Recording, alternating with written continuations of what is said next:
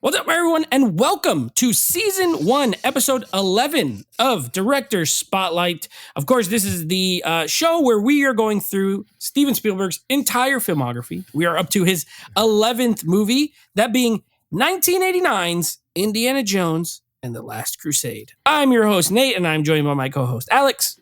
Hey, what's up? And Evan.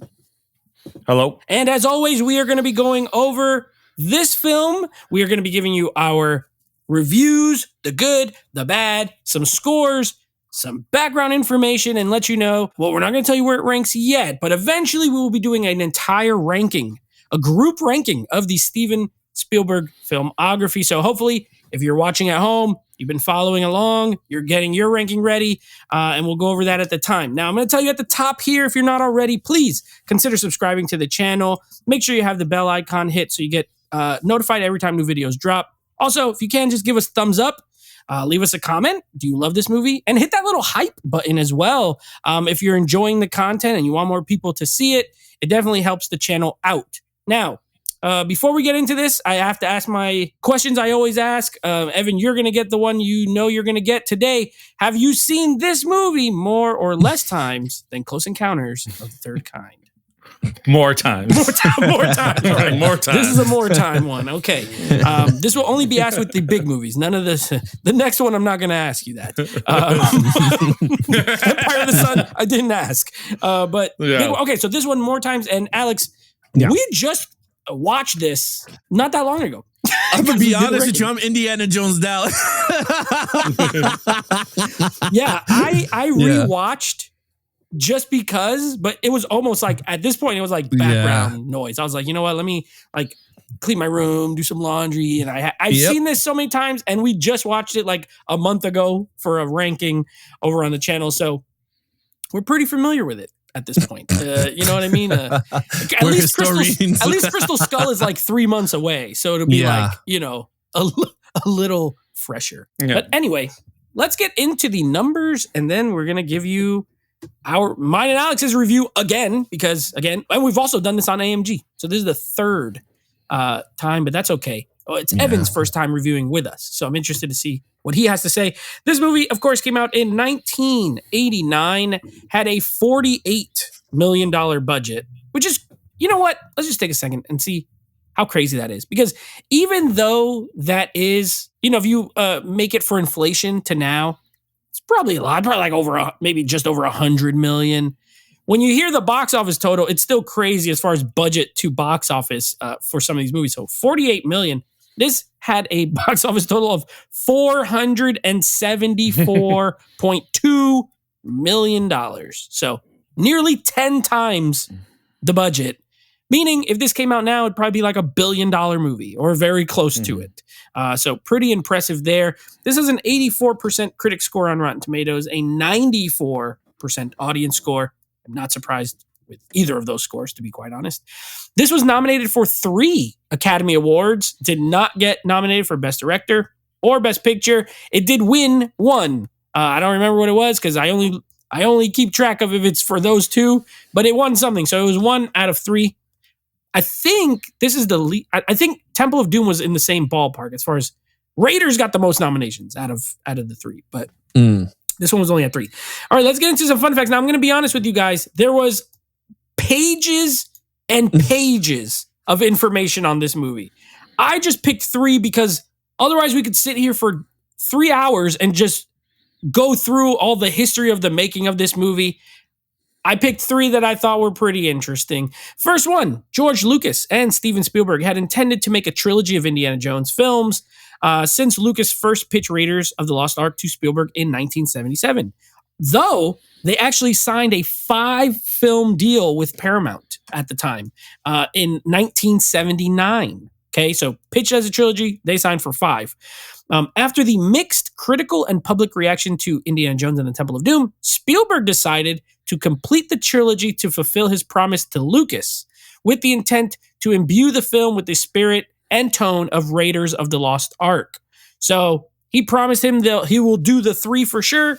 This was that third one. And they did not make 5. Well, they did, but not with Paramount. They made 4 with Paramount ultimately. But during the 5 years between Temple of Doom and The Last Crusade. He and Spielberg and executive producer George Lucas reviewed several scripts before accepting Jeffrey Boehm's. Filming locations included Spain, Italy, West Germany, Jordan, the United Kingdom, and the United States. So a globe-trotting movie that filmed on location in a lot of different places around the globe. And of course, this one this was the one that I had no clue, no idea about. Due to his commitment on the film, Steven Spielberg had to drop out of directing 2 other movies. The first one, Big, with Tom Hanks, which I love. Whoa. I love that movie anyway, but if I Spielberg could see directed it, Spielberg doing that movie. I totally could see it 100%. It'd probably still be good. But I love that movie. And an Oscar-winning movie, Rain Man, with Tom Cruise and Dustin Hoffman. So that's another movie I could see him actually tackling. Absolutely. So it seemed like this one was so big, he had to drop out of 2 other movies that he definitely would have made, and they would have been just as good. I won't say better, because they're kind of very great in their own right, but definitely in his wheelhouse. And it would have been this first collab with Tom Cruise, who eventually he'd go on to make a few movies with. But and Dustin Hoffman. Yeah. So interesting. Now, I did read one, too, that I wanted to tell you guys. Like, I didn't write the whole thing down. I wrote those down, but the funniest one was, remember when we talked about Temple of Doom? George Lucas had this idea of doing this script about the Monkey King or whatever. Mm-hmm. Well, that came back for this movie. He still wanted to do the Monkey King movie. And originally it was going to be called like Indiana Jones and the Monkey King. Or something like that. Then he also I was going to say a future movie might play into that. That's true. You know what? I should not speak this into existence, or we might get the Indiana Jones and the Monkey King eventually. Another idea he had was to set the movie in a haunted house. So it would have been Indiana Jones and, I don't know, it would be like a Scooby-Doo episode. Supernatural. And Spielberg said no to both of them. Indiana Jones and the Haunted Mansion. Indiana Jones and the Haunted Mansion would have been amazing. And I think it's funny that Lucas, pitched a million ideas, and ultimately we ended up with just some like adventure films. You know what I mean? Spielberg was there to dial it back. Like, bro, we cannot. What are we doing? Everyone was mad about Temple of Doom. Now you want to make a ghost, like a haunted house movie? Like, let's not. So I thought that one was pretty funny as well. All right. We've seen they breeded 2,000 rats, right? Yes. Yeah, a lot of rats in this movie. They had to breed it because they didn't want to use real rats that had diseases in case the actors get bit. So they breeded 2,000 alone for this movie, for the scene that they're going to get the other half catacombs or whatever. Yeah. So they were real mice, rats and mice jumping on them. Looking for so when she was screaming, going, that was really that shit hanging off of them, getting bit. So in Raiders, you had 1 billion snakes. In Temple of Doom, you had bugs. Snakes. 19,000 roaches, and then in this movie, 2,000 rats. Yeah.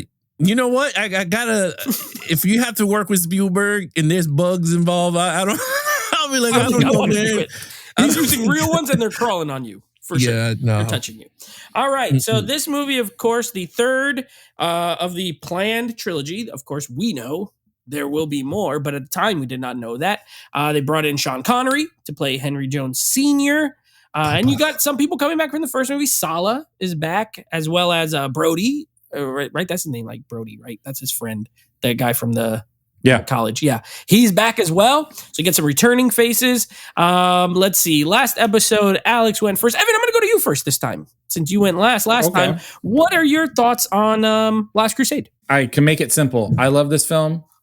You get more of everything you loved about Raiders of the Lost Ark. That's how I feel. The only negative for me is there's no Miriam. As I would say that's the biggest dig for this film, but I really don't know how you would fit her into this story. But I'm just saying, I do miss her. Yeah. But I love everything about this. I love the notebook that his dad leaves behind. Well, I'll start here. I love the intro. I actually do. Some people some of my friends thought it was annoying because like I don't care about like how he got his hat. Yeah. I thought it was just a fun nod, and it was I because as a kid watching it, I'm like, oh, Indy started as a kid. Like I don't have to wait till I'm old to do adventures. Like I loved it as a kid. So I've always liked it. Watching River Phoenix as a young Indy, I kind of wish when the TV show comes out in like the 90s. I wish River Phoenix, could have played that Indy, but he passed away. But there was a lot of potential there. But I just love everything about this movie. This is like a historian person's dream. You have some guy researching, you get a book and you go and discover the mysteries all throughout how Indy's figuring out and following his dad who's been kidnapped. I think the jokes are great. The Hitler scene is hilarious to me. Like when he meets him, it's just perfect. Don't need much more than that. He gets an autograph. Yeah. But what would you do in that time, right? This movie is set as 1938. He's at the peak of his power, but America hasn't really joined the war yet. Yep. And so, but I'm trying to figure out, like, I just love this film. This was my favorite film as a kid. I watched this the most. It's the poster that I put on the wall. Mm-hmm. So that's the movie I picked. I've always, I don't know. I think every side character is perfect in the film. Like, it's just a fun adventure film that you're in. The ending is perfect about talking about the dog, you're named after the dog, that's, hilarious. It is. It's one of those movies that if they never made any more, I don't think anyone would have been asking for more. It felt complete. You felt that you had the character. I think the only question you go, what happened to Miriam? I think that's the only thing. I can't remember off the top of my head right now. Is she even mentioned in this film? No, like not even at all, right? Not even Short Round. Not Short Round, and not the other lady, the annoying lady from Temple of Doom. Yeah. Willie. Well, but I think at the time when these movies are fine coming out, no one's going to ask that question because you have James Bond popular. You're not caring. It wasn't a continuation. It's just when you're watching it as watching them all back to back. It's the only time I think you rise. The question gets raised. Yeah, but I love it. I don't have qualms about it. I don't know what negatives I could say. Harrison Ford is, I think, a flushed out Indiana Jones. I think we're going to get clear that Indiana Jones with Nazis are the best Indiana Jones we get.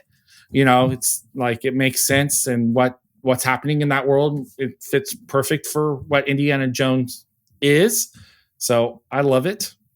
I don't know what else to say. All right. It's a great film. Very good. All right. Well, Alex, you got to go first last time. Now you get to go second. What did you think of Last Crusade? Again, what do you think of it again? I think it's a perfect adventure to end it. To end it, at the time, right? You don't know there's gonna be a fourth part. 19 years or whatever, 20 years later. But I think it's a perfect adventure. I think to end it with the father was the best way to do it. Because you see where it started, and then you get to see his, how similar him and his dad is in certain regards, right? And everyone always wanted to do an adventure with their parents somewhere, right? Or their dad going off. And this movie makes you think that, man, me and my dad going, like Nate, you and your dad always goes to baseball games together. Yeah. Like not many people have the privilege to do that stuff, right? So with Indy, you have that. And I thought it's a very cool and at the same time powerful thing. Well, father and son duel. Mm-hmm. I agree with Evan. I do have certain friends that do not like the beginning with the origin of Indy, which I personally think it's genius because it brings a different light to the film. It makes it lighter. Like you get to see him as a kid being a goofball, and at the same time, it was another gateway for the company to go, maybe people would be interested in a younger Indiana Jones series. You know what I mean? Like we can't get Harrison Ford to keep doing this. Maybe bringing a young Indy can work. I thought it worked. You're right. River Phoenix did every mannerisms of Harrison Ford to the T and very perfect. And you're right. If he did not overdose on drugs, he would have been Indiana Jones. Even now, he would have been the adult version with Harrison. Like they would have been the father and son in the newer ones, maybe. You know what I mean? But I thought that was fun. I think there's a lot of funny. This one's more comical than Temple of Doom and Raiders. Very comical. Yeah. I think they went full-blown comedy on this one. Comedy and venture. with this one, but it was light toned, family friendly. I guess to combat the Temple of Doom critics, like, you know what? If you didn't like this is too dark, let's make it all happy, joy, family. And I guess it worked. Honestly, it kind of worked. And I loved it. There's a lot of funny scenes. There's a lot of loving moments between father and son. One of my favorite scenes is when they go into the hot air balloon, right? And he's the blimp. The blimp. Yeah, the blimp. And he's pissed off, right? Because he goes, Dad, you know, you was never there for me when I needed to talk to someone. And he closes the book. He goes, well, I'm here right now. What do you want to talk about? And he goes, wait, what? Right now? And he goes, yeah. He goes, do you want to talk? I'm right here. Let's talk. And he goes, I got nothing to say. He goes, then what you complaining about? Let's get to the adventure. And then you can see from Indy's point of view, like he had that chuckle, like he's very excited for the adventure. Like that's his thing. He's just always wanted to go on an adventure. So it's really cool. Like that one, that's funny. The scene that he finds out that he slept with Elsa too. Elsa. That was funny. He goes, hey, what do you mean by when she's like, I can't stop thinking about last night or the other night, and then they both say, thank you. Yeah.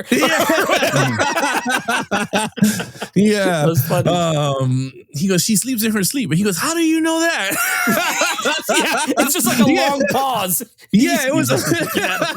That was again, like, I thought that was funny. And then when he hits him with the vase, right? And he falls, he goes, ah. And he goes, hey, son, it's fake.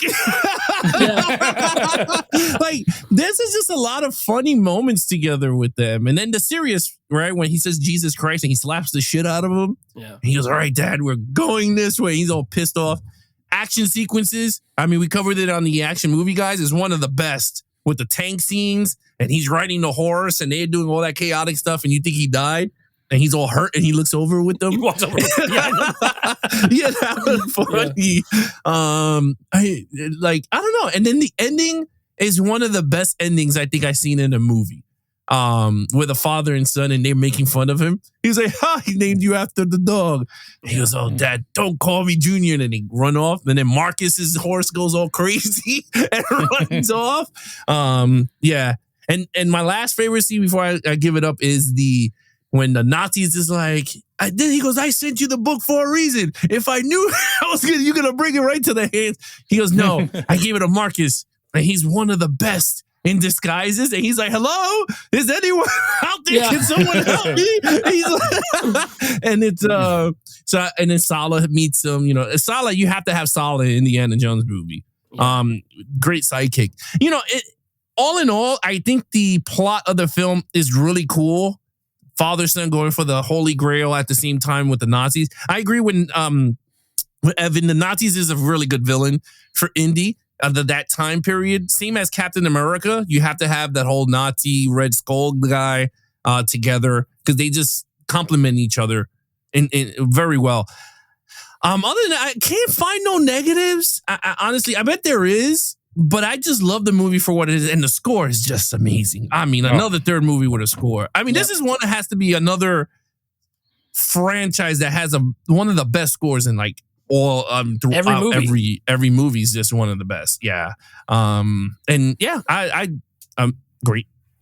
All right. So yeah, I mean, at this point, I'm gonna echo what you guys said for the most part. I probably have more negatives than you guys, but I don't have many negatives. I think this is a great franchise. This is a great entry into the franchise.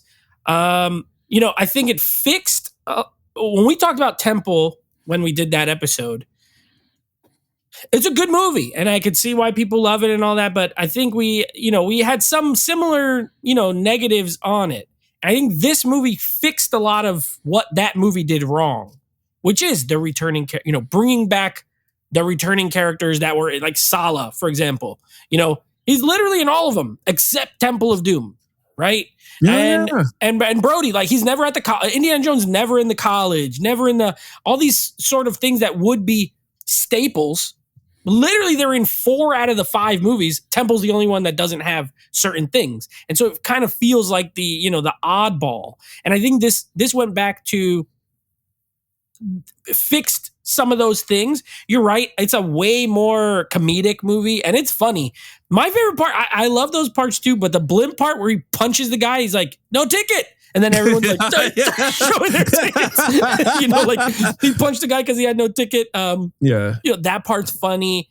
The father-son dynamic, I agree with you guys both. That adds a layer to an already good character and makes him even into a better character. And I mean Indiana Jones. Not so much his dad. His dad is a good vehicle to give you more layers to Indy. And I think it works. I think it works very well. I don't know who doesn't like, whoever you're friends with that doesn't like the beginning. I don't know what they're talking about. I think this one has the best cold open out of all of the movies.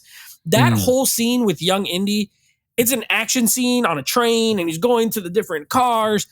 River Phoenix looks like a young Harrison Ford. They show how he gets the scar on his chin, which I always thought was cool. They show how he's not afraid of snakes, but then he gets on this thing and now he's afraid of snakes because he was buried in them. And then the big one that comes out of the water, I love all that. It's little things that give you like, oh, that's why he doesn't like that. Oh, that's how he got that, without it being, overly like focusing on it. It's just quick little things that happen. And it shows that he's always been a noble person. He's taking this thing from these guys because he wants it in a museum. That's it. You should not have it. This is history. This is an antiquity that should be you shouldn't have it for money. And I love the transition of when he gives him the hat and then he like goes up and he's on the ship. He's getting punched on the. Mm-hmm. Yeah. I mean, fantastic. Great. I love the beginning of this movie. Great characters. That's my one negative, and Evan, you touched on it. I think the first movie is the only one that has a good love story for Indiana Jones. And these movies just feel like that should be part of it. Like, let's be honest. These sort of adventure action movies with this hero, the good-looking, handsome, you have to have a good love story.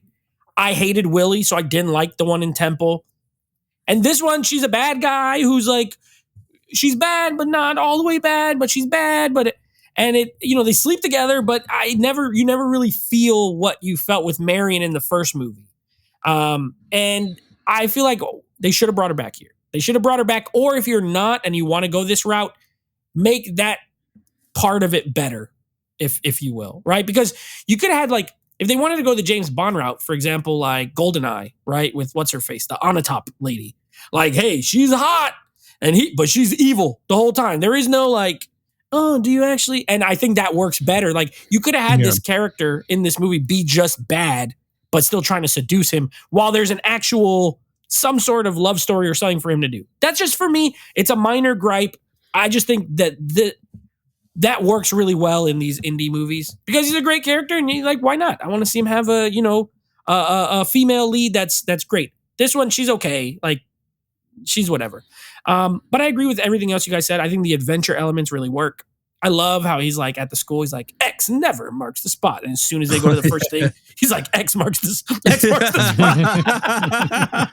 It's the very first thing that's proven untrue from what he said at school. I think that part's funny. I do like the double cross villain type thing where that guy who hires him and he's like, you think he's good? It's like, don't trust anyone. And then the first thing he says when he comes back is like, you didn't listen to me. I told you, don't trust anyone. And yeah, I like the globe-trotting stuff. I think the adventure is great. Where I will say, and I'll wrap it up, this will be a short one because, there's not really too much crazy to say. This one has the best action. And Alex, you touched on it. Of the three original ones, this one has the best action by far. Whereas I feel like Raiders is like pure adventure film. And Temple of Doom is like adventure with like horror elements. This one is like an adventure film with like comedy and action like piled on. Like the set pieces are great. I love the one where they go from the blimp to the plane to the car to the like it just goes and he's like, we're not getting in the boat. He's like, nope. And they get on the little sidecar thing and the motorcycle. Yeah, I love all that. The scene with the tank is great. The horses, like this thing is like, it's not nonstop, but there's a lot of action in this movie. And Spielberg was really doing his thing. I love the editing on the action where you're going from inside the tank, outside the tank, out, and he's hanging on the thing. It's going on the rocks, and it's kind of suspenseful, but also it's lighthearted enough where it's not like truly scary. It's just fun. It's a fun movie. It's really funny. It has great action, a great story. Wish I had a better female lead. But if that's your only negative in a movie, that's pretty good. If my only gripe is, man, I wish there was a better love story, that means everything else was firing on all cylinders. So I think it's a great film as well. I agree with the both of you. Remember when they got trapped in that room and Indy's like, we got to get out of here. Help me find the thing. And he goes, well, I always find it helpful when you sit down, something always happens. And he sits and he triggers the trap door. And he goes down he starts going down the stairs. Yes. There's a lot of just funny, iconic moments. I love the part too where he first goes to the other room and the Nazi guy has the girl with the gun and he's like, shoot her. Let him shoot her. And he's like, Indiana Jones, like, no, he's like, she's bad. She's one of them the whole time. And then he does it. And then he's like, I told you. I don't know why you didn't listen to me. Just let him shoot her. So much good stuff. And the funny thing is, like, they're father and son, and they're like 10 years apart in age in real life. They were he's not even much older. But it kind of worked. No, it did. Sean Connery looked a lot older well. than him, even though he wasn't a lot older than him. So, when he grabbed the lighter, he was like, grab the lighter from my pocket. And he goes, we can get out of it. He dropped it. He was, her son. You see the flames going big? Yes. He's trying to blow it out. He's like, yeah. It's so many moments. Yeah. The only thing I hate, there's one other thing I hate. Uh-oh. I don't like that part at the end where he's going to the room with the old knight guy that's in there. Yeah. Oh, yeah. He's like, it's a leap of faith. And he takes a step and then all of a sudden there's a bridge. And I get they were going for the whole, like, a visual of like, oh, you couldn't see it. Yeah. But then you can see it. Like, I don't know how you couldn't see that. I can't imagine a world where, like, there's an optical illusion that works that way. But whatever, minor gripe, I guess. I'm like, I like at least that he throws the sand on it when he, like, make sure he can see it. I think that was I guess that was the whole thing is for the audience. Yeah. To see, like, oh my God, is he going to take the lead? I mean, he has to because his father just got shot. So he's like, okay, he's going to do whatever he can. I mean, and I'm not going to lie to you. When his dad got shot, I got pissed off. I still get pissed off. I was like, you son of a bitch. Yeah. So I felt for Sean because I always wanted to see Sean Connery do the trial because he's always been wanting to do it. So seeing his son get shot and now he has to go through the trial because it's not like he had to jump off shit.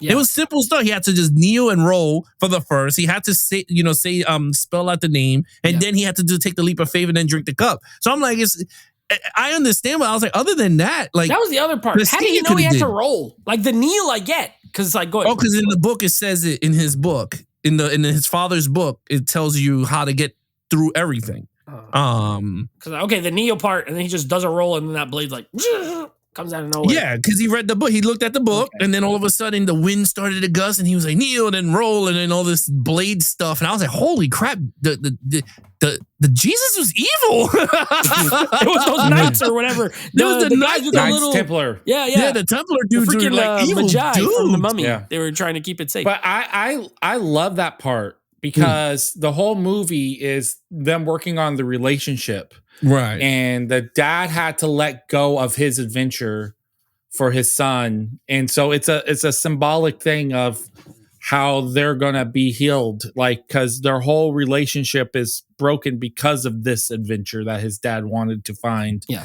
And realizing that it's them together that do it. But wouldn't having Indy getting shot make their relationship grow? I mean, their relationship does it grows. But I mean, like, Indy getting shot and his father now has to do the try to get his son healed. You don't think it would have a bigger impact? I don't think it works as good because he wanted to do it anyway, no matter what. So giving it up is actually more difficult for him as a person.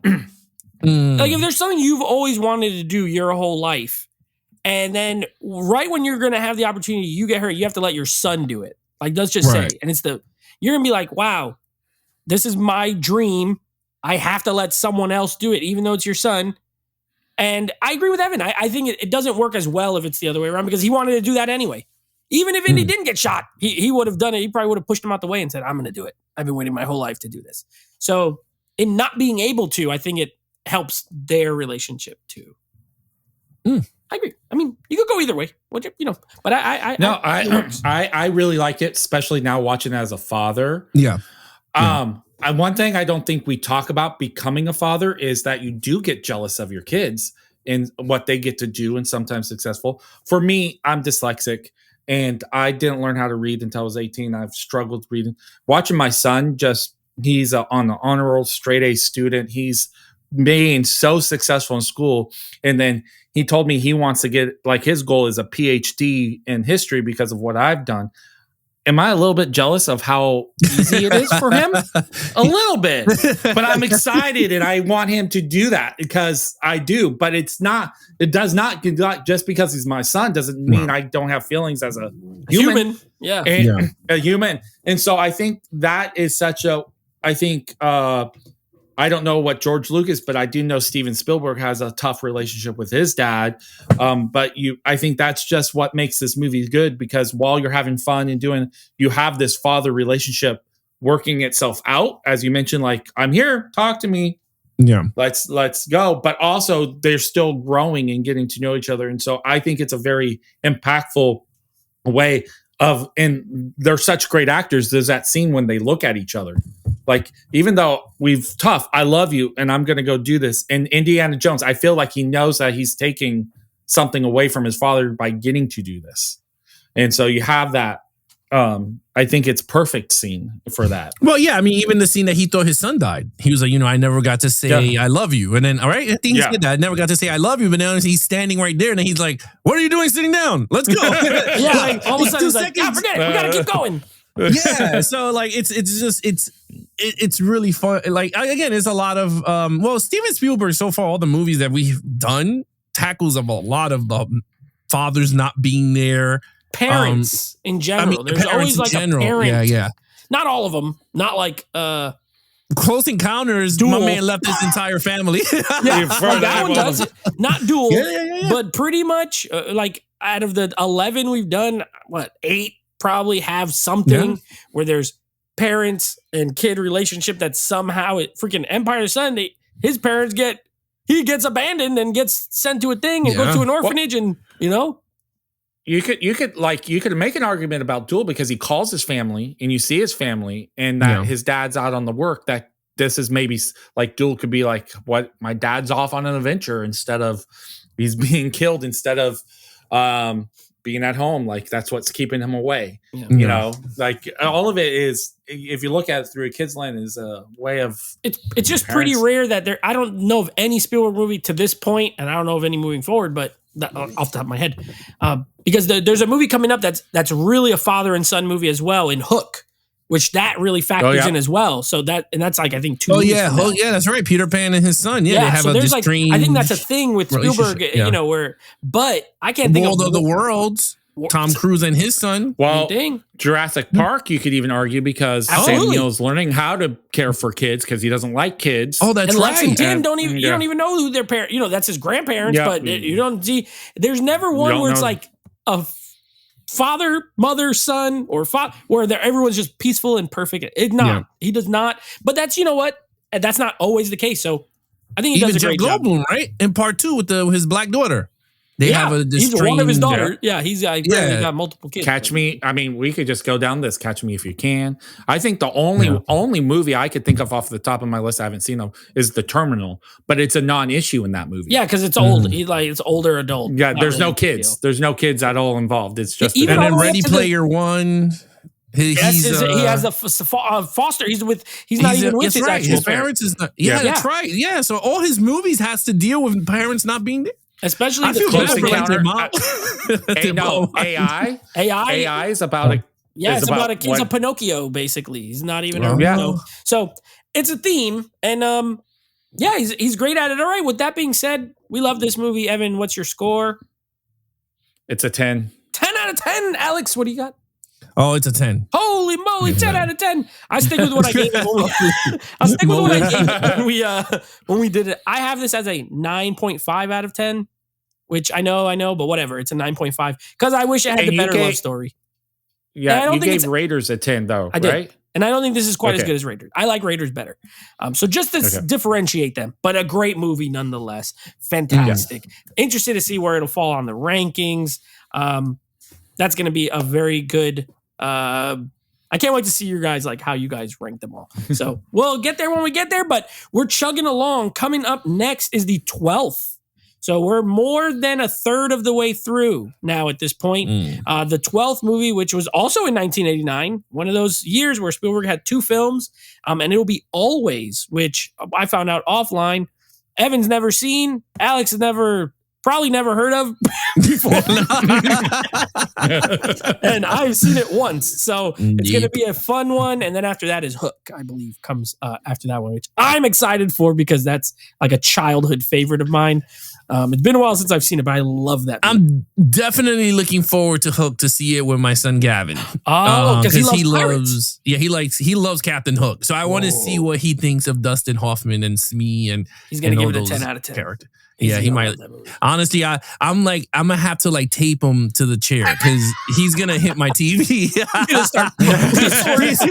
Yeah, he might get crazy because he gets crazy when he sees the cartoons, and I'm like, dude, relax.